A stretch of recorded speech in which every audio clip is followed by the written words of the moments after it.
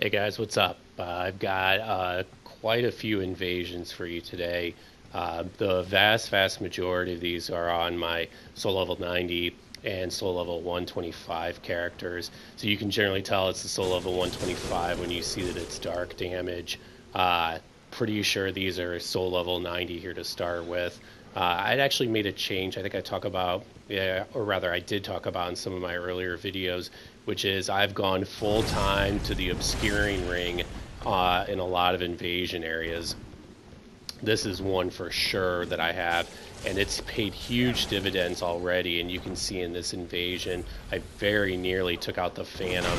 I'm not sure if he had tears on. I know sometimes when you have certain things on, when you proc tears, it's not obvious that it's actually gone off. So he might have had tears, or I might have just gotten really unlucky and only taken him down to very low health. But I'm a huge new proponent now of using that. I'm actually thinking about swapping out my Hornet ring to maybe like the Silver Cat ring and keeping those on full time. This guy gets waxed and he's just pretty much completely vulnerable to me. There's really not much he could do. I've seen guys like Saint that always, and I think Goop does this as well. They have things like the Silver Cat ring on in levels like this all the time, and it helps them make escapes when they need to without having to switch up to it. So anyway, it's something I've been thinking about. I'm finding that the more I go to like kind of what I would call the utility rings, and staying away from the either like damage or health rings, it's been largely beneficial.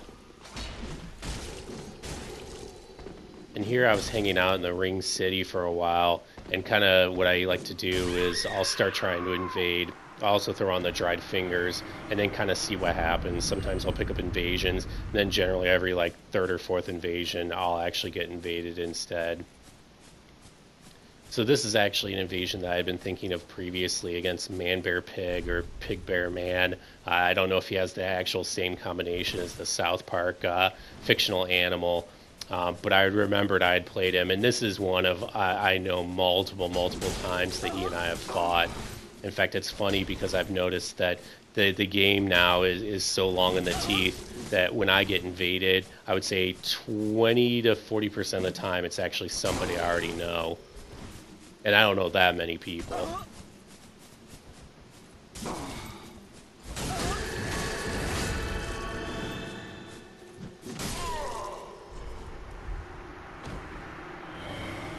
I love that weapon art.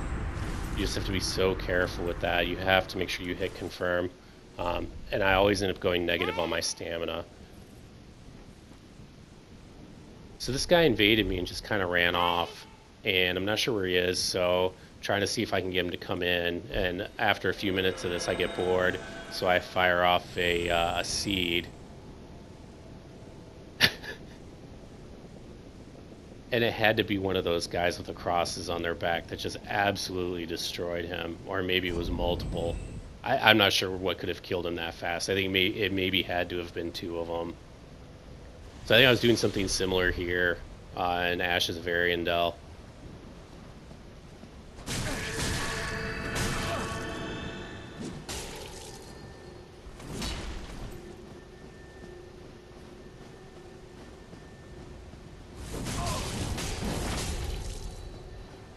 So I noticed that that guy had gone for the parry on my initial R1.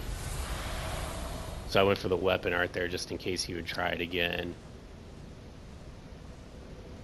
And sometimes like invaders will try to draw me off to the mobs, and I find that one thing that seems to really antagonize them is to wave at them, just to show that you're completely nonplussed by their presence and what they're doing.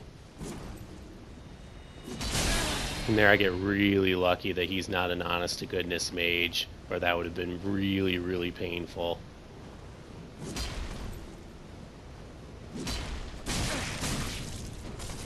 That was good spacing there on his part.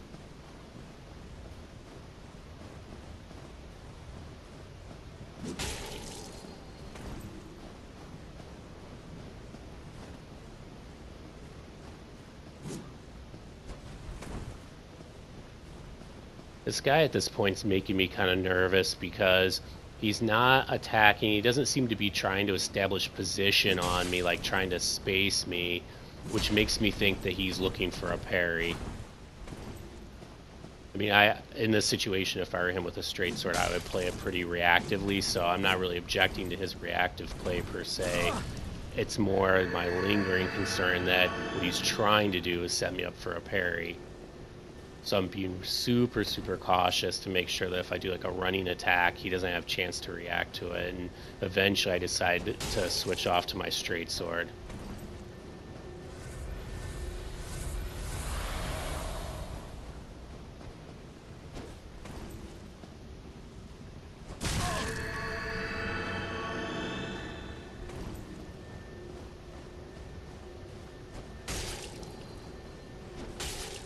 And there he went for another parry. This guy definitely wants to parry me. Why on earth in that situation, after that entire fight, you'd think I'd be dumb enough to throw out 3 R1s in a row? I don't know. But I think maybe it just becomes muscle memory. It just becomes totally second nature to try to parry after 2 R1s. God knows how often it works. And so here I get invaded by Goop. And we have some fun little preliminaries. I cut out some of it.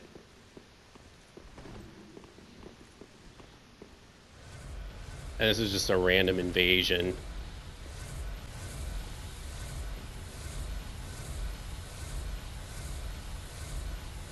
Takes a while to get through 15 Estus.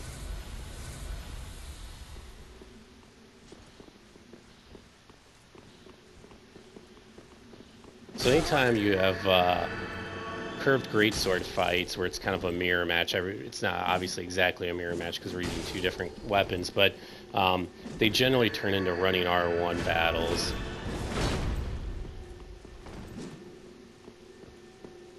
And Goop, I think, actually asked first, so I decided to be cheeky and go for the setup parry, and he completely sees it coming and just plays me. I mean, I was laughing so hard after that. That was, I mean, he probably was waiting the entire fight for me to try to do that and was just completely ready for me. Just another reminder of why you need to be careful and know your audience before you try something like that.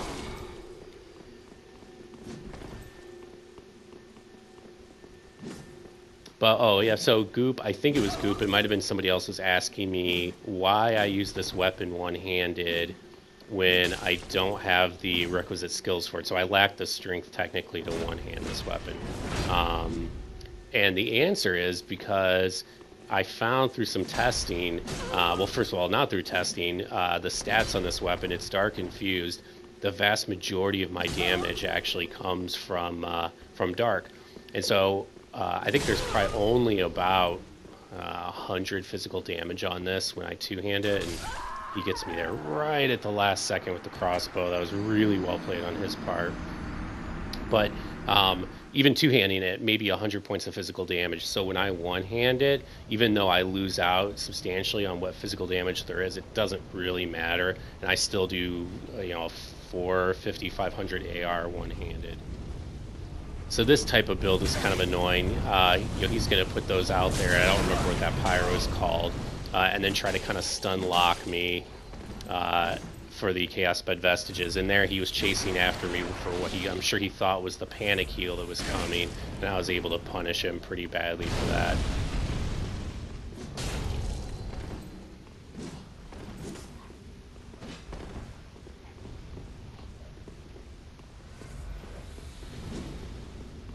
I just barely missed him, and I don't know if his spacing is that good that he actually knew I would miss him by that little, or if he just didn't react in time.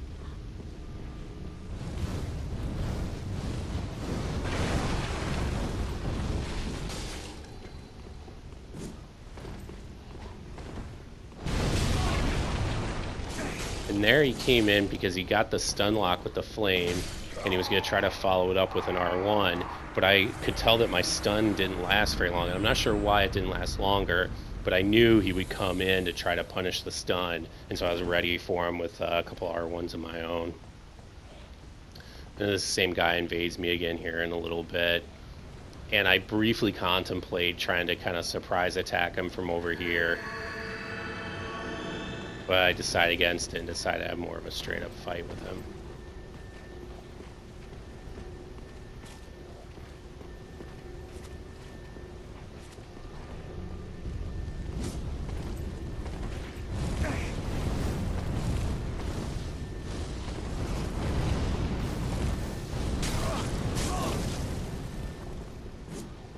There again, I just narrowly miss him. And again.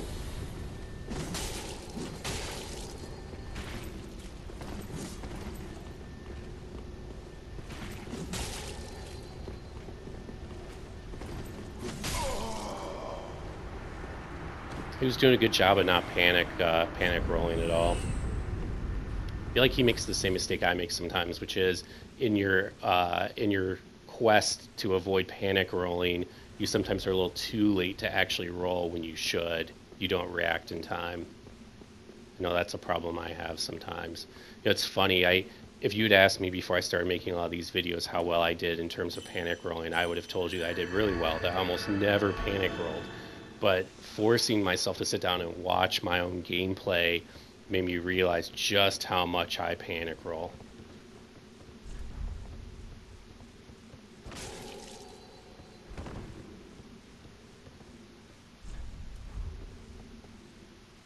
I know some invaders have a thing against bowing to other people in invasions, and I completely get that and certainly understand where that comes from. But I like playing nice with other people, so if a host and his phantoms want to play a certain way, I'm usually happy to play along.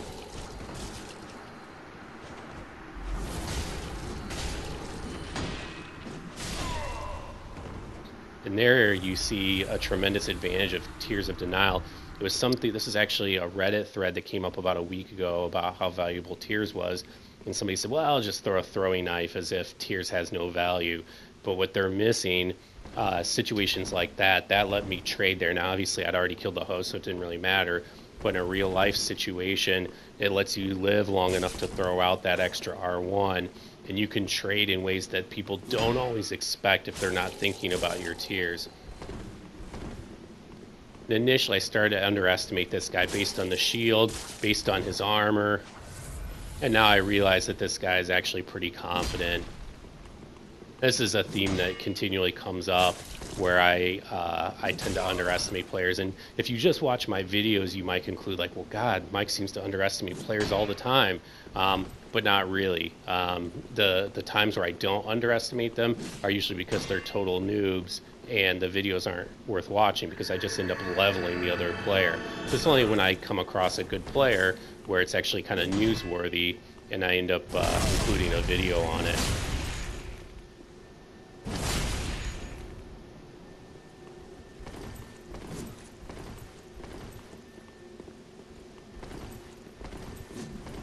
It's amazing how throwing up a shield in somebody's face like that can get somebody to start panic rolling like that.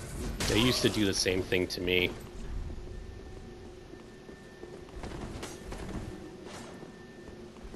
And I can see that he's engaging in the tactic of rushing me down with his shield up and trying to kind of do the same thing, trying to get me to roll and then roll catch me.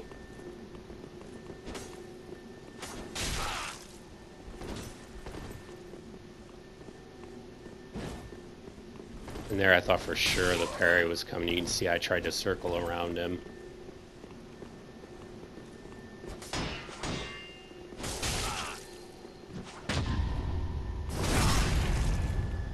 I noticed him attacking out of stun earlier. They just kind of filed that information away. I was able to use it later. You played that really well though. That was a good fight.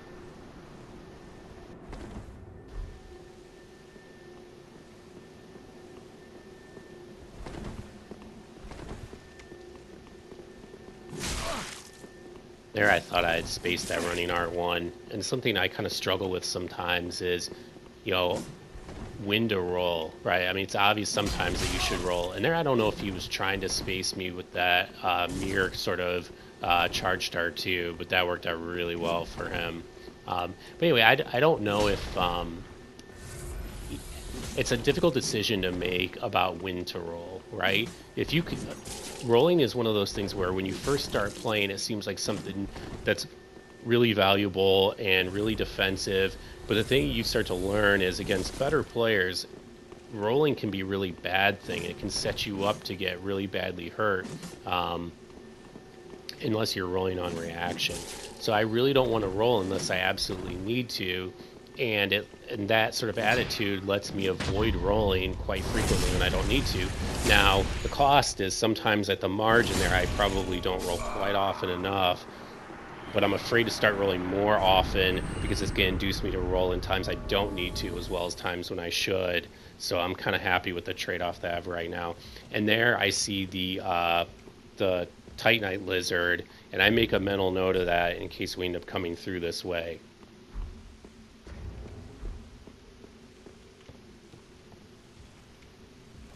I talked about this in my last video, but hosts generally cannot resist those things, even in situations like this where they've got an invader in their world and they really should be focused on the invader rather than the other things in their world.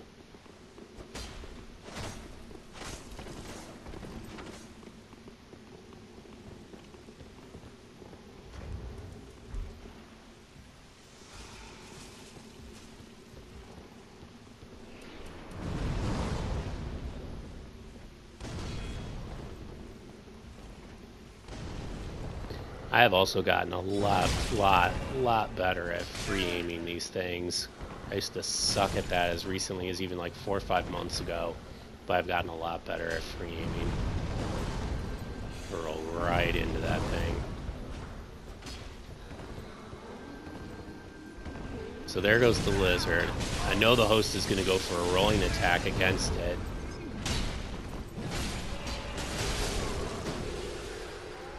And because he had so fully committed to that twinkling, the Titanite lizard, he wasn't able to avoid me there at the end. I'm sure under normal circumstances he would have backed off and healed instead.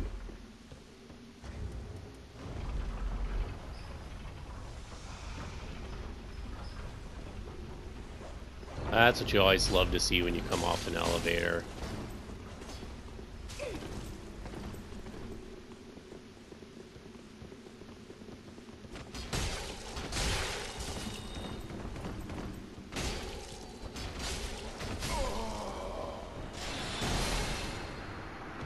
Unlike the wizard we saw earlier, that is a full-fledged wizard. That's probably 60 in right there. Whew. And the hitboxes on those things are so dumb sometimes when there's something between you and the spell. And that spell hit the wall and should not have done any damage to me, but I still end up taking the brunt of it. And there I just narrowly missed that spell. And there I knew by committing to killing the Phantom I was going to get hit. But I decided to make the trade.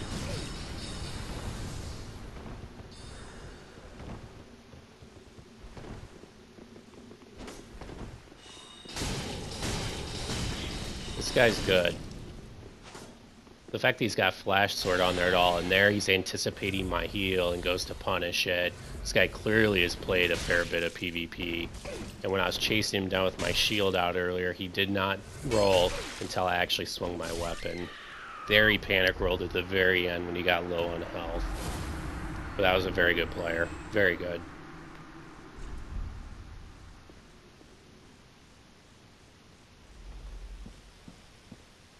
So this situation sort of interesting. I had been invaded, and I typically just wait at the bonfire because the invader comes down, he sees it's just me, he's going to fight me straight up. But on an occasion, they'll run away and make me chase them through the mobs. Or in this case, as I expect, he's just hanging out by the enemies there on the way to the Twin Princes. I waited for probably a good 4 or 5 minutes, and he outlasted me in terms of patience. And I remembered on this character, I had the hidden body spell, so I'm switching up my rings. I got to throw on one for an extra 5 in to be able to cast it. And after I get rid of all my weapons and all my good rings, he shows up. So now I'm in way worse position to actually fight this guy.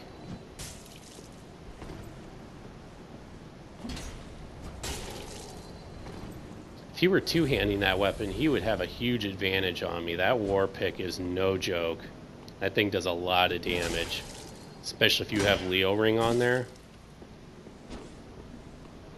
Now I have a parry shield, so you probably wouldn't want to do it, but against anyone that doesn't, that third R1 will roll catch people for days. I mean, I roll catch people with that third R1 probably 80% of the time. It's the same moveset basically as like a mace. But I know this guy wants a parry very badly, so I'm trying to be extra cautious with him.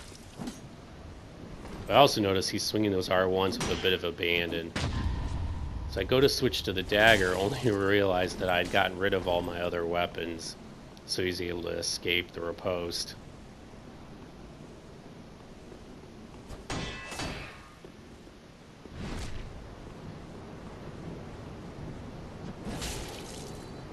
A lot of parry spammers just cannot resist that charged R2.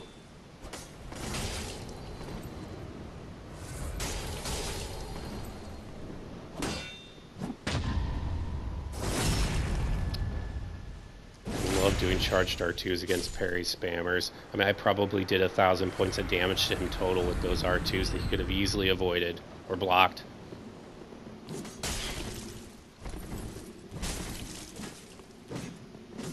So this is a couple of gankers that actually showed up on St. Riot's stream and I was invading.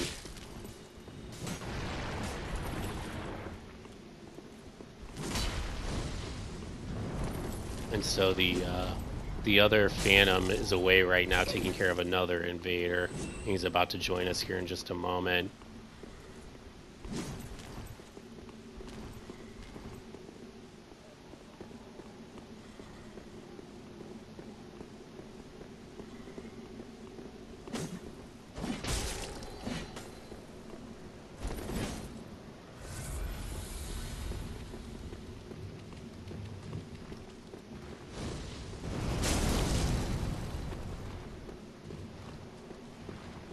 So I've taken some hits that I probably should have avoided, some pretty silly ones. So I think at this point, the other Phantom thinks that I'm complete shit, understandably so. So he kind of backs off and is letting us fight it out. Certainly not because he's being anything remotely approaching honorable, but because he thinks this other guy can handle it himself.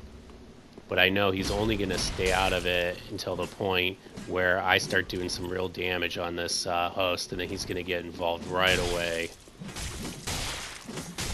I just get my hyper arm frames to start, and as predicted,